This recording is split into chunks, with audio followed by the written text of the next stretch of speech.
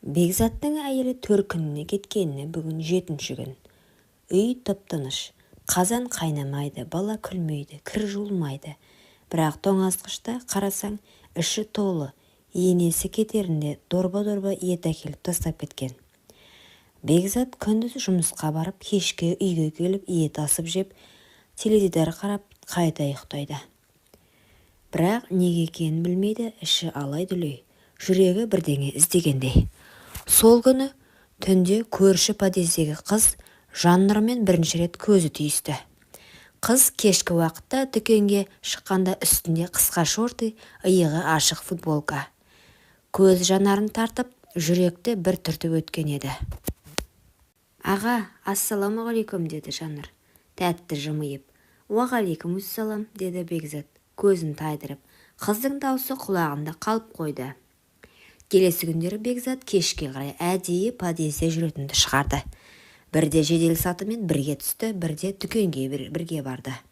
Жаннұр үндемейтін, бірақ үнемі күліп тұратын. Жасы 19-дан енді асқан, колледжде оқиды екен. Анасы шетелде, өзі әжесімен тұрады. Сол бір кеште Жаннұр үйінің алдында отырып, көзінен жас сығып отырғанын көріп қалды. «Не болды, қарындасым?» деді Бекзат жақындап. «Ештеңе, жай, жалғыздықтан жалықтым». Бекзаттың жүрегі дір етті. Өзі де дәл солай сезініп жүрген. Екеуі үнсіз отырды. Сол үнсіздік екеуін де жақындатты. Бекзат бір күні ет асып, артық пісіріп қойғанын айтып, Жаннұрды кешкі асқа шақырды.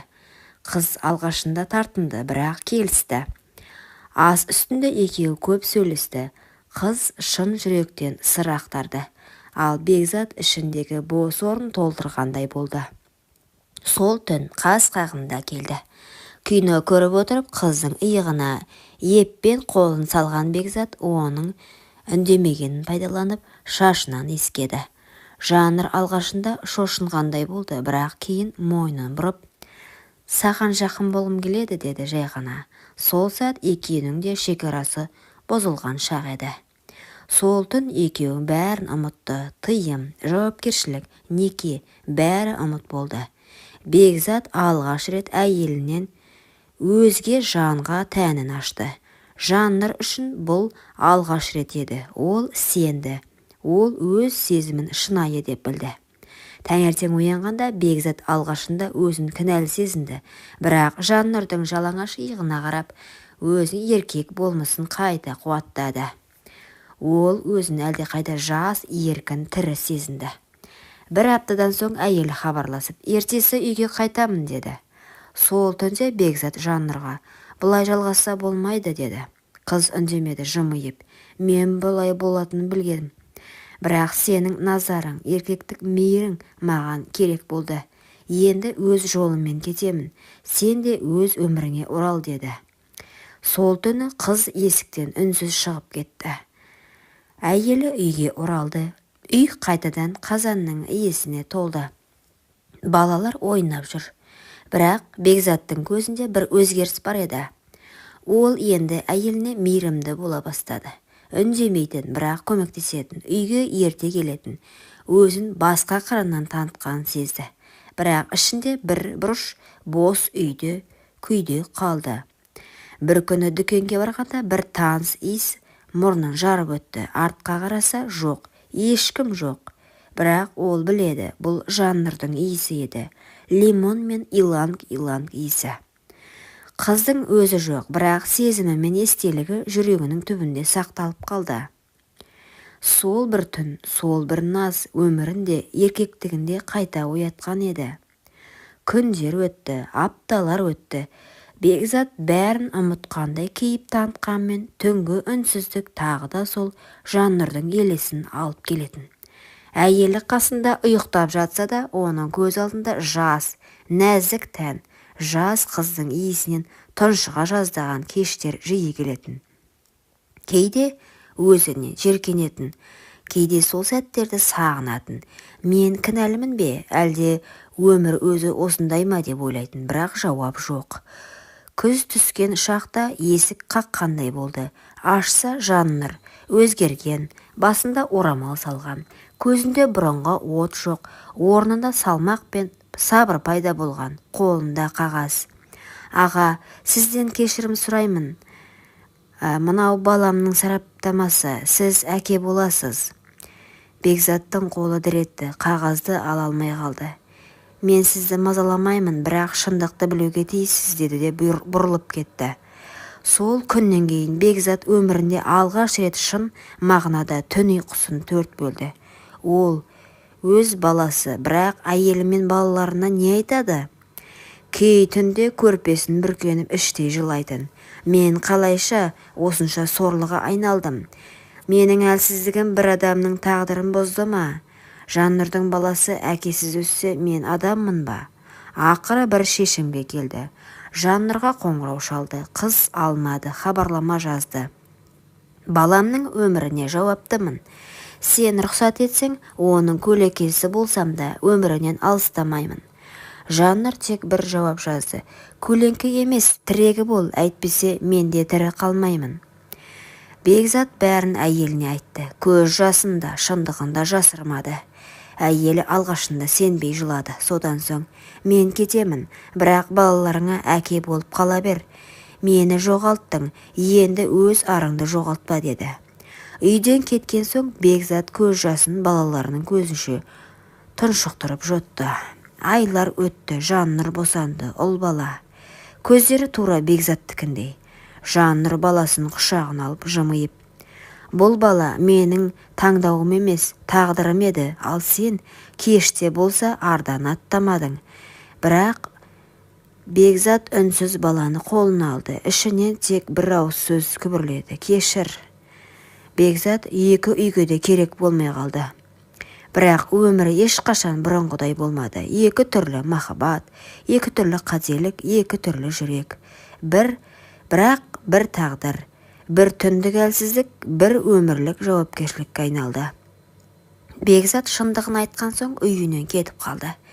Бірақ бұрынғыдай күнде келіп кешірім сұрап қайтып оралуға тырыспады. Тек бір-ақ рет хабарласып: мен өз таңдауыма жауап беремін. Өмірімді өтірікпен емес, шындықпен өмір сүргім келеді, деді. Сол сәтте әйелі Жаннұрдың жеңгенін білді. Күйеуін тартып алған емес, жүрегін алып кеткен әйелмен күресудің мәні қалмаған еді. Бірақ сонда да көнбеді. Соңғы рет жолықтырып: бізде бала бар, отбасы бар, ол сен емес пең, деді. Бекзат: мені осынша жыл өтірікпен сүйіп келдің бе, деп жылады. Бекзат жауап қатпады, тек көзіне қарап: мен шаршадым. Жаннұр мені тірі сездірді. Мен өзімді еркек ретінде алғаш рет соның жанында таныдым. Сен жақсы әйелсің, бірақ мен енді сенің лайықты ерің емеспін, деді. Сол кеткеннен Бекзат қайтып оралмады. Әйелі оны күтіп жүрді. Балаларының суретін жіберді. Үйде ескі видеоларын жолдады.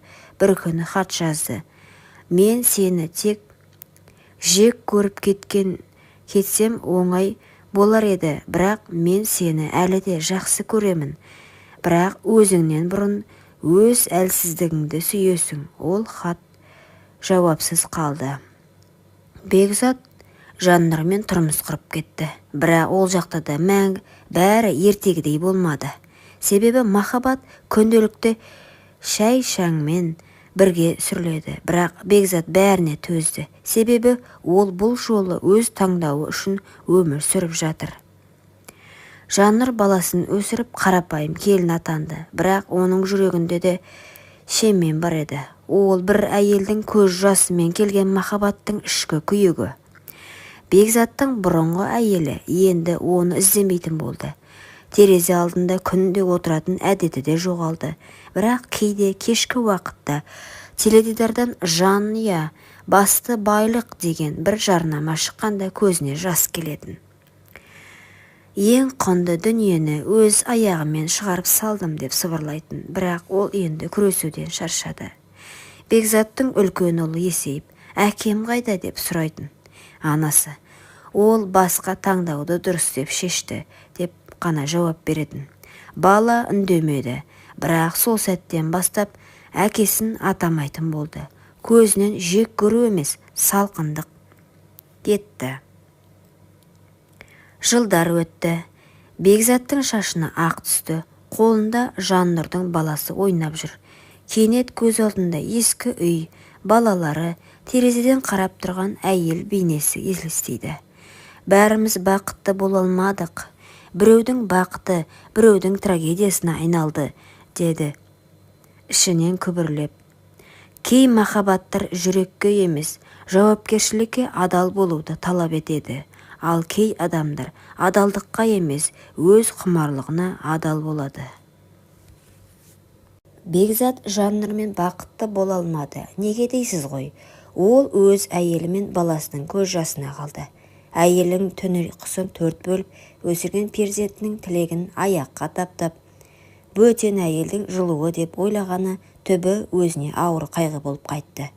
Жаннұрмен бірге өмір сүремін деп үміттенгені алапат өкінішке айналды. Өмір заңы қатал ғой, біреудің көз жасына қалған адам ешқашан шынайы бақыт таппайды екен. Бұл әрбір жастың есінде жүрер сабақ болсын.